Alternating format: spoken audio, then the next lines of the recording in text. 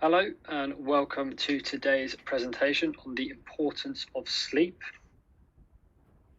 So what we're going to cover today is why we sleep, how we sleep, the stages of the sleep cycle, common barriers that people face when trying to get good night's sleep, and then some practical tips and advice to try and overcome these barriers. So on to the why. Our immune system is critical for our overall health. Okay, so chronic poor sleep makes you more likely to become ill, as our normally well-balanced immune system can become disrupted. As you can see from this infographic here, those who have 5 hours or less sleep are 4.5 times more likely to have a cold than those who had more sleep. So what gets disrupted when we don't sleep well? Well, the research shows that good sleep strengthens our immune cell memory. So our cells can remember, recognize, and react to dangerous infectious cells it has encountered before. So this also means our cells can respond quicker to those infectious cells and eliminate them more quickly. And finally, balance. When functioning optimally, the immune system maintains a delicate balance, which allows for a quick response to these infections. Poor sleep throws off that balance and has the potential for the body to start attacking healthy cells. So all these three things contribute to our body's ability to fight off infectious cells efficiently. Moving on to an increased risk of disease. So we know that long-term poor sleeping patterns can contribute to serious health conditions later on in life.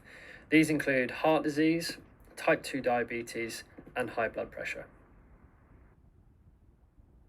We know that your mental health and emotional well-being, which is such an important component of overall health, can be impacted. Research shows us that poor sleep can increase the chances of developing irritable and erratic behavior, depression, psychotic episodes, and anxiety. Following on from this, our cognitive function can be severely impacted as those with less sleep see poorer performances in memory recall. We also start to build up a sleep debt, which means we carry over our tiredness to the next day, which makes us feel less alert. Our reaction time is also severely impaired. All of these factors together mean that you are more likely to have a harder time paying attention and commit errors in school, which could mean you end up acting like this guy. One of the most important reasons as to why we sleep is to allow time for our bodies to grow and repair new tissues. Sleep facilitates the release and transport of growth hormones, which are produced in the pituitary gland located in the brain. So if we don't allow ourselves to get good sleep, we severely impact our ability to stay strong and healthy. And for those of you who enjoy playing sport or generally keeping active, this process plays an important role of keeping you injury-free too. We see from this graph that those with 5 to 7 hours of sleep had a much higher risk of injury than those who get 8 hours or more. So let's move on to how we sleep. Something called the circadian rhythm acts as our very own 24-hour internal body clock. This regulates when we wake up and when we sleep. Light, whether it be artificial or natural, is one of the biggest influences on our circadian rhythm. Our brains detect light, and this causes our body to release cortisol, which is most commonly known as our stress hormone, but it also helps us to wake up and feel alert. Adenosine, which is a hormone contributing to the onset of sleep, is steadily produced throughout the day, which peaks in the evening to help us get to sleep. As daylight disappears, your brain starts to produce melatonin, which is known as the main sleep hormone. This, combined with the accumulation of adenosine built up during the day, means that at night our bodies are ready for sleep. It's also worth mentioning that during the winter months that it's common for us to feel tired earlier in the day, as natural light disappears much earlier than during the summer months. So this process of melatonin production happens much earlier than we commonly need it to. Moving on to how many hours you should be getting then. As you can see, there's no one-size-fits-all approach to sleep hours. As teenagers, it's recommended you get around 8 to 11 hours sleep. The number of hours you need is more than adults because you have much more growing and developing to go through compared to a fully grown adult. So this brings us on to a common piece of advice we always hear, which is we need to get 8 hours or more of sleep per night. And while hours of sleep are an important part of the equation, we also need to know that we sleep in cycles.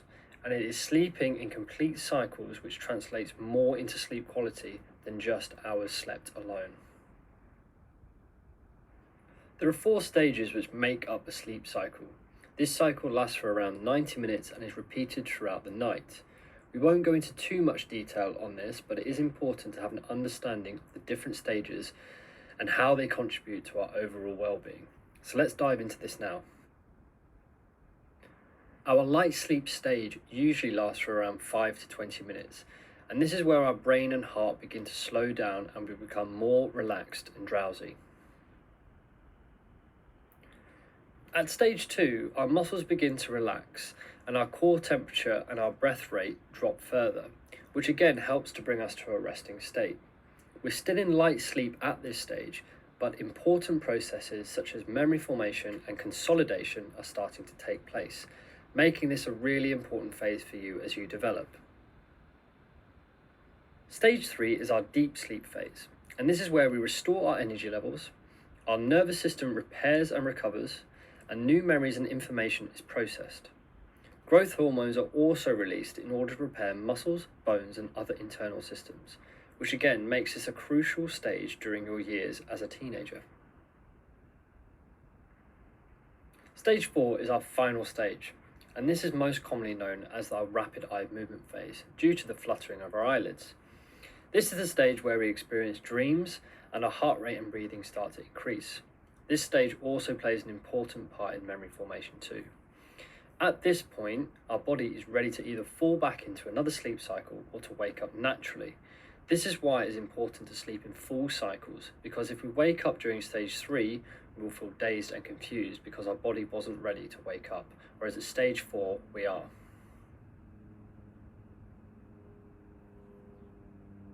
All this being considered, then how can we make sure we get full cycles of sleep? This graph is an example of how we can plan our own sleep schedules. So draw this diagram out and make a plan for yourself. If we set a constant wake up time that we get up every day, mine is highlighted at 6:30 a.m, we can work back in 90-minute cycles from here until we fall into our recommended hours of sleep. For me, this is 7 to 9 hours, and for you, this is 8 to 11 hours. This will give us a time in which we should be in bed by, which will allow us to get our full cycles of sleep in and wake up at an appropriate stage. So what are some of the common barriers to getting a good night's sleep, and how can we break these down? Well, one of the main ones is exposure to blue light emitted by TVs, phones and laptops, which really impacts the onset of sleep as this interferes with the production and release of melatonin. Remember back to our circadian rhythm slide and how our brains are very sensitive to light. So staring at screens right before bed can make your brain think it's daytime. Therefore, in the hour before bed, you should aim to reduce your screen time on your electronic devices and dim the lights in your bedroom. This will help facilitate the release of those sleep hormones when you finally are ready to sleep. Another common barrier is inconsistent sleep and wake times. If we are constantly changing the times we go to bed at and go to sleep at, our bodies will fail to fall into a regular circadian rhythm, and this can impact our ability to get full cycles of sleep. Now, it's very common and very natural for teenagers to be night owls, which means you want to go to bed later at night and get up later the next day.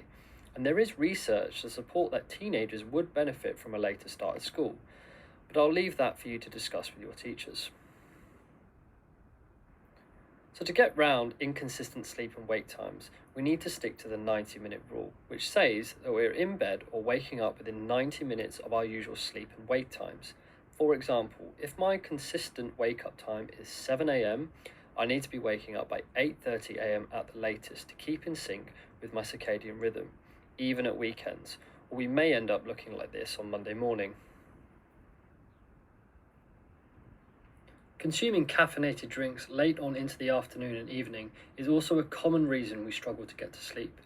Caffeine keeps us alert and awake and can interfere with the effects of our sleep hormones, and it is common for people to feel the effects of caffeine several hours after consumption. To limit the impact caffeine has on your sleep, you should aim to pick a time during the day where you stop drinking teas, coffees, and energy drinks. This is going to be unique to you as caffeine affects everyone differently. We're all spending an awful lot of time sat down and in front of screens these days, which means we're not burning as much energy as we usually do during a busy school day. Physical activity is one of the best ways to help regulate our sleep. For your age group, you should be accumulating around 60 minutes a day of physical activity, whether that's taking the dog for a walk, a workout, or a specially designed PE lesson brought to you by yours truly. This will make us feel more ready for bed in the evening, as we have expended more energy compared to just sitting down all day. Creating a cool sleeping environment is also a commonly overlooked area which causes us to not get great sleep or experience disruptive sleep.